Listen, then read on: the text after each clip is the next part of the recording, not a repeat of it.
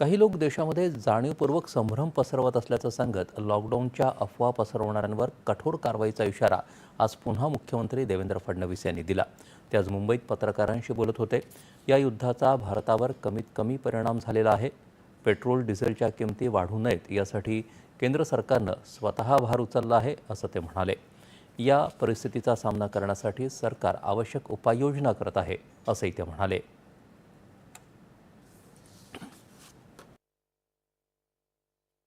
जाणीवपूर्वक काही लोक आपल्या देशामध्ये संभ्रम पसरवत आहेत। तो संभ्रम पसरू देऊ नये, लॉकडाऊन लागेल वगैरे असल्या गोष्टी सांगितल्या जात आहेत। लॉकडाऊन बिलकुल लागणार नाही आहे।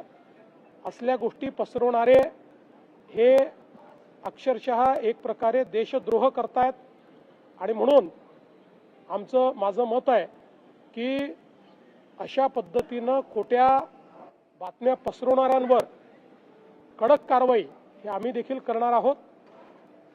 प्रधानमंत्री महोदयांच्या ॲश्युरन्स नंतर मला हा विश्वास आहे की भारताने ही परिस्थिती टॅकल करण्याकरता जे काही उपाययोजना केलेल्या आहेत त्यामुळे आपल्या सर्वांचं जे काही जीवन आहे हे कमीत कमी अफेक्ट होईल अशा पद्धतीनं पुढेही ही सगळी स्ट्रॅटेजी तयार केली आहे।